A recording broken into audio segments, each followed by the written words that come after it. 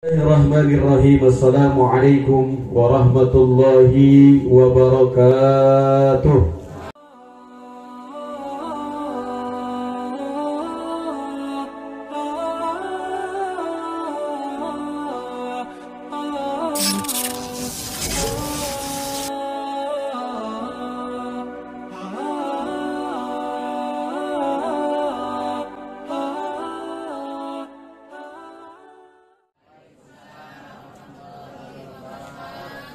Alhamdulillahilladzi farada alaina salata wa siyam wa hadana ilal imani bihi wa dinil islam wa salatullahi wa minhu salam alal mustafa rasulillah Muhammadin khairil anam wa ala tabi'in wa man tabi'ahum bi ihsanin ila yaumil qiyamah. Asyhadu an la ilaha illallah wa asyhadu anna Muhammadan abduhu wa rasuluhu la nabiyya ba'dah. Allahumma inna na'udzubika min ilmin la yanfa' wa min qalbin la yahsha' wa min amalin la yurfa' wa min du'ain la yusma'. Allahumma rabbi zidna ilma warzuqna fahma birahmatika ya arhamar rahimin. Amin ya Allah ya Rabbal. Alhamdulillah, puji syukur selalu kita panjatkan kehadirat Allah Subhanahu wa ta'ala. 10 hari telah berlalu, ampunan Allah telah kita dapatkan. Semoga itu semua menjadi sebab Allah mengampuni segala dosa-dosa kita, baik dari awal Ramadan maupun dari Ramadan sebelumnya.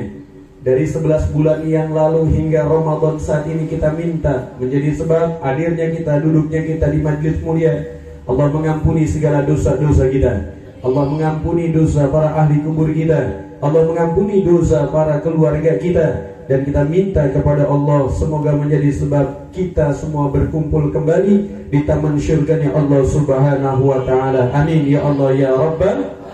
Salawat teriring salam selalu kita hadirkan, kita sanjungkan kepada kekasih kita Habibuna Muhammad beserta seluruh keluarganya, sahabatnya, tabi'in kita umatnya. Semoga mendapat syafaat kelak nanti di yaumil qiyamah dengan istiqomahnya kita bersolawat kepada Rasulullah sallallahu alaihi wasallam.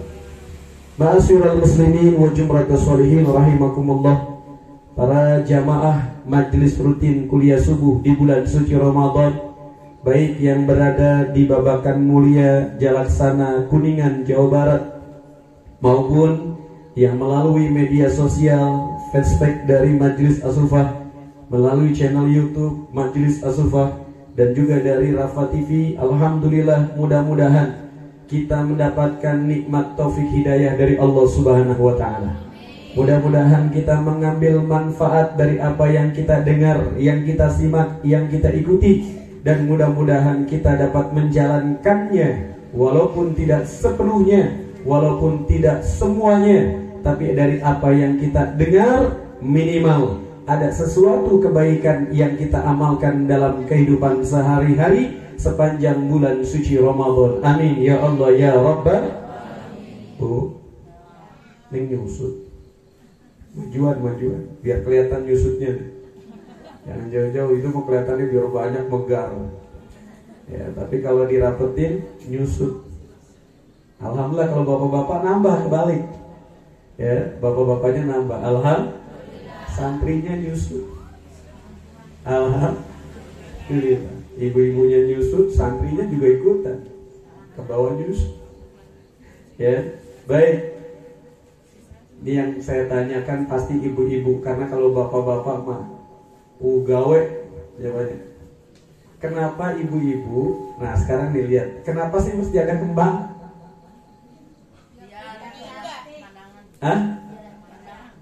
Biar ada.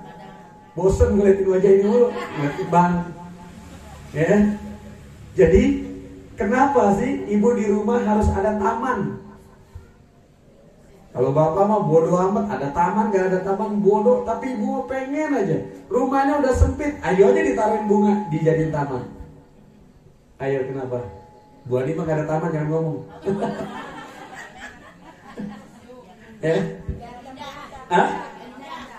Ya? Biar indah. Kalimat gampangnya itu buat mainan ibu-ibu biar gak jenuh.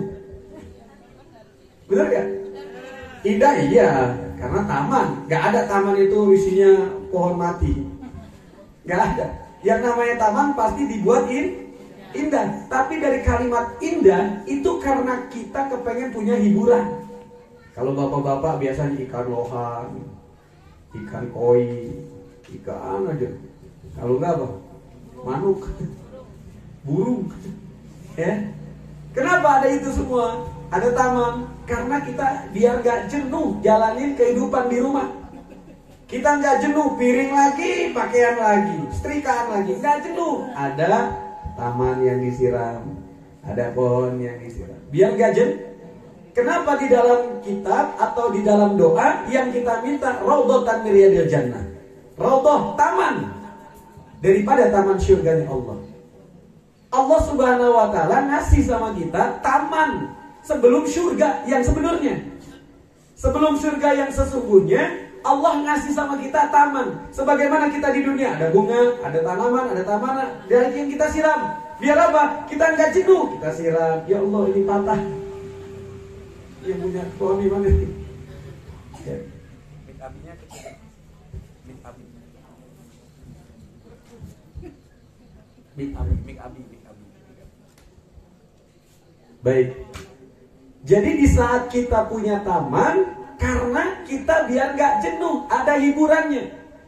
Begitulah Allah Subhanahu wa taala menyanjung, memuliakan, memberikan istimewa kepada penghuni surganya sebelum kepada dalam surga, baik surga Firdaus, surga Jannatul Na'im dan lain sebagainya. Surga-surga Allah yang begitu banyak, itu semua akan diberikan kepada kekasih Allah di dunia yang mereka mau capek, mau lelah, mau susah kalau untuk ibadah kepada Allah Subhanahu wa taala. Sehingga ketika di alam kubur dikasih sama Allah raudhatan min riyadil jannah, pembukaan muqaddimah taman daripada taman surga Allah Subhanahu wa taala. Amin ya rabbal. Kalau tamannya aja kita udah bikin senang.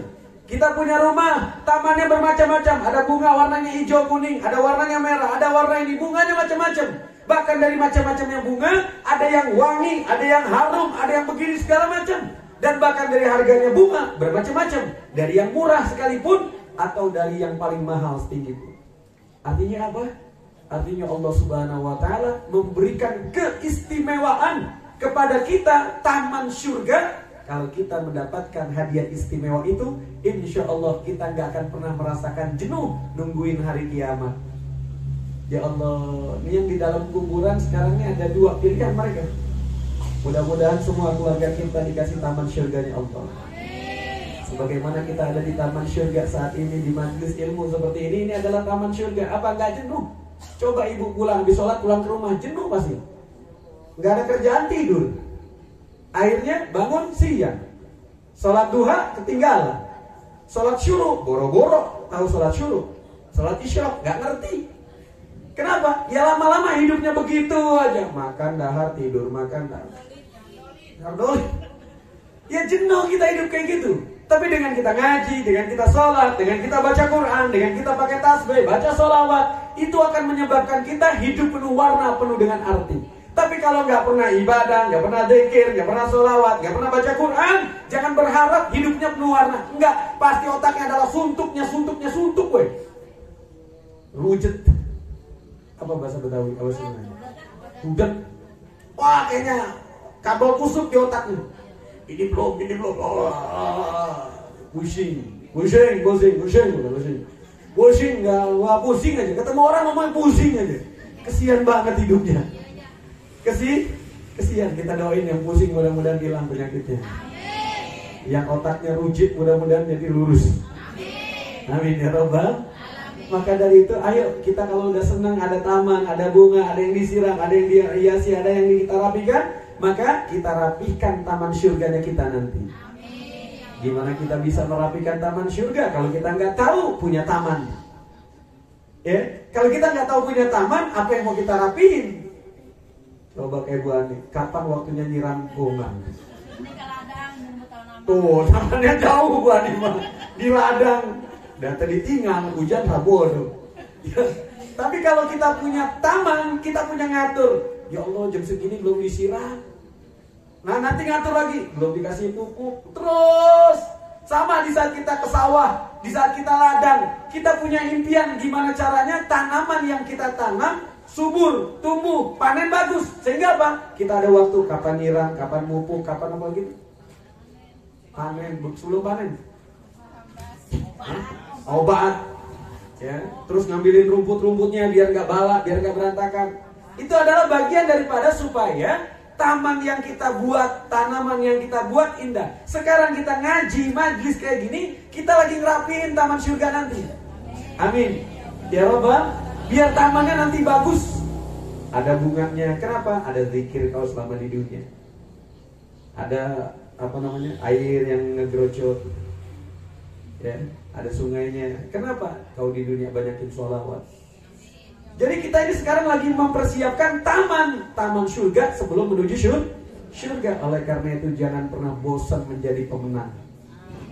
Jangan pernah bosan untuk terus berjuang. Lawan.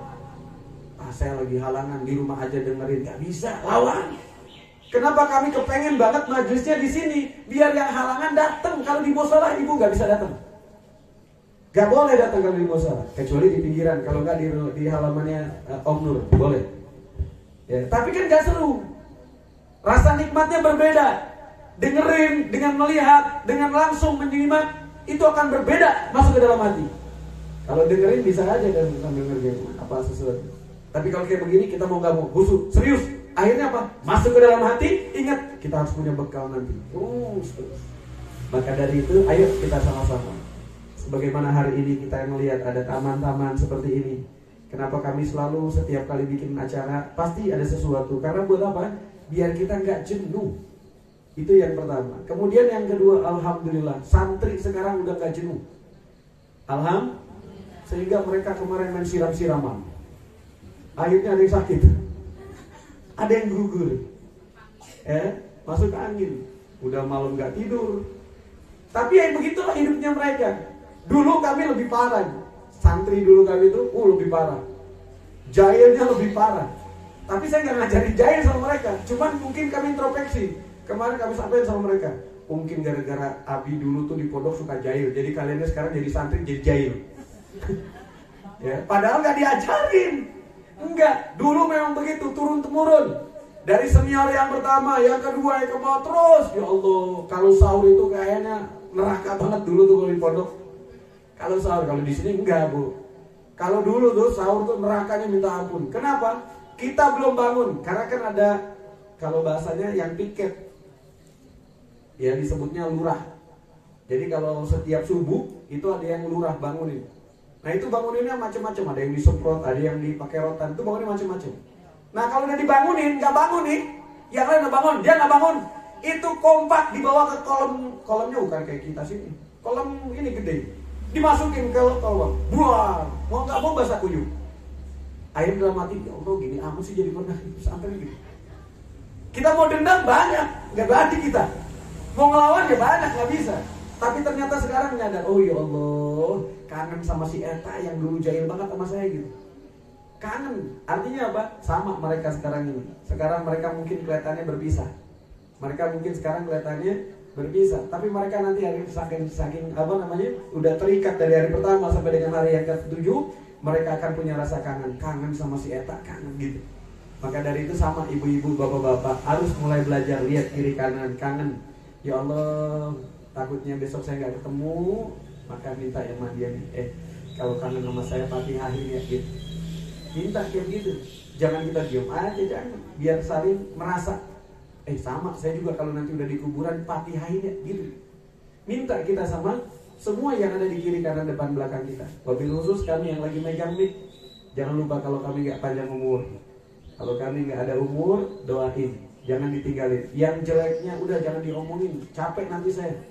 Udah capek diomongin di dunia, di kuburan diomongin juga, capek. Jangan kalau yang jeleknya, tapi kalau yang baiknya ceritain terus. Oh, saya dapat kipas angin, dingin banget. Apa? Kalimat-kalimat yang baik yang diceritakan yang baik, kenangan-kenangan yang baik. Apa? Ya sesuatu yang baik itu akan dikirimkan oleh Allah dengan segala kebaikannya. Amin. Mudah-mudahan kita punya cerita yang baik di dunia dan di akhirat. Mudah-mudahan kita dihindari daripada fitnah setelah kematian. Amin ya Allah ya Rabbal alamin. Wallahu a'lam bishawab. Insyaallah kita lanjutkan lagi belajar mengambil hikmah daripada suksesnya kita di bulan suci Ramadan. Kita mau ngambil dari karangan guru tercinta Buya Yahya. Bismillahirrahmanirrahim. Qala musannif rahimahullah ta'ala wa nafa'ana bihi wa bi ulumihi fi dini wa dunya wal akhirah fi darain amin ila anqal. Para jamaah yang dimuliakan oleh Allah, kemarin kita sudah sampai di hal-hal yang membatalkan puasa. Ada berapa? Ada 5 lubang yang menyebabkan kita batal puasa. Ya, di antaranya yang pertama mulut. Nah, di mulut pun itu masih dibagi lagi, ya. Dibagi lagi menjadi 4. Yang pertama apa? Ya kemarin. Yang pertama membatalkan dari mulut ini, yang pertama membatalkan. Yang kedua makruh. Ya, kalau kemarin membatalkan udah kita kasih tahu, kita ulang lagi sedikit, ya. Sesuatu yang ditelan dengan sengaja batal. Ya, sesuatu yang ditelan dengan sengaja batal. Kemudian kita lanjutkan yang kedua, yaitu makruh. Apa sih makruh? Apa itu makruh? Makruh itu sesuatu yang dilarang tetapi tidak dosa. Makruh itu sesuatu yang dilarang, ya, tetapi tidak dosa. Jika kita langgar dan tidak membatalkan puasa, makruh. Ngapain? Misalnya mencicipi makanan, makruh, gak dosa, ya. Tapi nanti bab mencicipi makanan beda lagi. Cuman dalam kategori makruh termasuk, ya. Dihukumi makruh jika kita memasukkan sesuatu ke dalam mulut tanpa ditelan, hanya untuk main-main aja, iseng. Masukin permen kayak kemarin tuh kerja bakti, ya. Sedikit permen, iseng aja gue iseng. Tapi jangan ditelan, makruh sudah. Ya, batal nggak puasanya? Enggak. Ya ditelan, orang mau bilang nggak ditelan. Ya, mau masukkan aja nggak ditelan. Ada seseorang, kita contohin, ada seseorang yang sedang berpuasa, kemudian dia dengan sengaja memasukkan permen, sengaja dia masukin permen atau es krim, memasukkan ke dalam mulut, tapi nggak ditelan. Ibu makan es krim, masukin, jangan ditelan, bisa nggak kira-kira? Orang-orang kayak kita mana bisa, ya. Nah, tapi memang begitu, bahwasanya kalau kita masukin nggak kita telan itu apa sih? Kerasa ke tenggorokan. Nah itu baru batal. Kalau cuma di lidah gini nggak batal. Makruh. Maka yang melakukan masukin es krim, masukin permen tidak ditelan, itu dihukumi makruh, tidak membatalkan puasa. Tapi kalau tiba-tiba lagi kata si Abi deh, saya mau coba-coba, kan iseng-iseng nih, coba-coba. Kata si Abi itu masukin permen makruh, gak apa-apa. Nggak tahu dia dikagetin. Ngapain? Masuk ke dalam. Apa bahasa Sundanya ketelan? Hah? Ya gitu kan, ya. Masuk ke dalam. Batal nggak? Batal.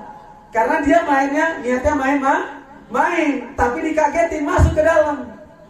Apalagi sampai minta tolong, tolong kagetin saya, kenapa? Mau nelen air permen. Nah itu lebih parah lagi, ya.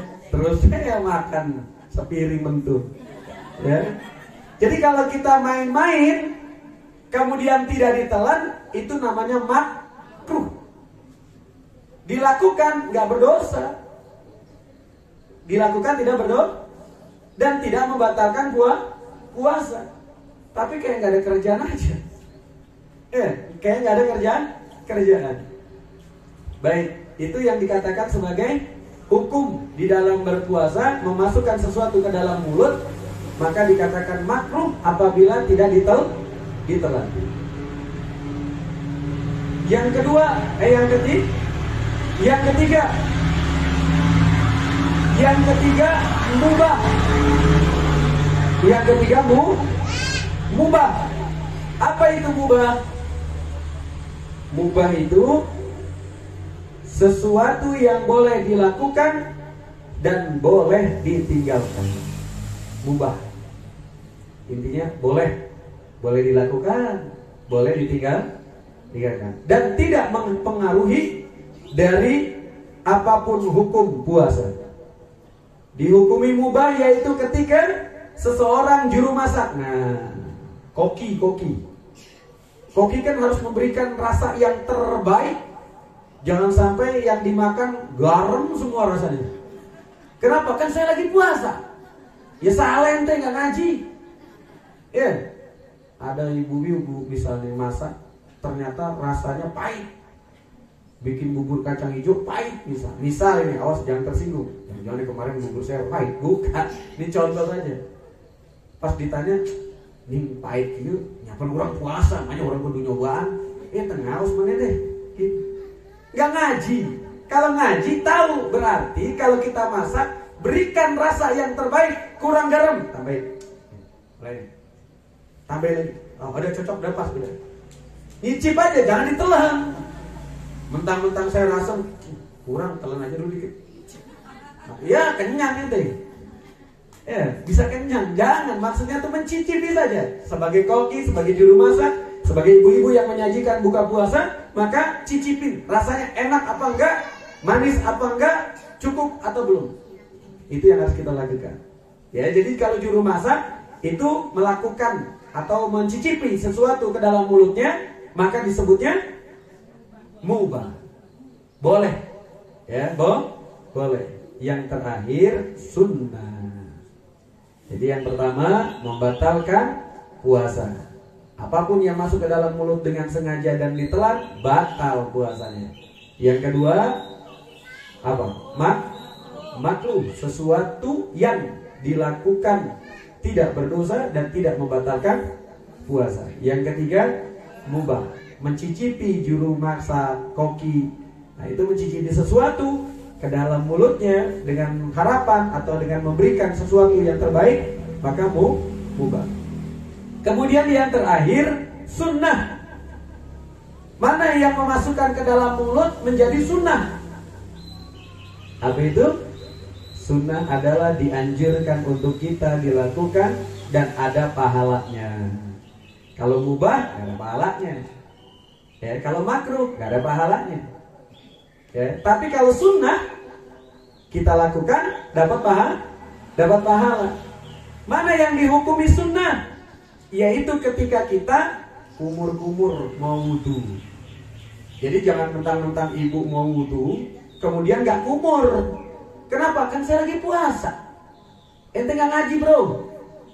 Ya harusnya kan ngaji. Tetap walaupun lagi puasa kumur. Karena sunnah. Kumurnya dapat pahala, mulut jadi bersih. Ya. Jadi di saat kita melaksanakan wudu, jangan lupa niatkan kumurnya kita agar mendapatkan pahala Berkumur saat berwudu tetap disunahkan biarpun dalam keadaan puasa, asalkan jangan ditelan. Saya mau wudu ya, bilang sama teman-temannya, "Oh, saya wudu." Santri dengerin. Ya.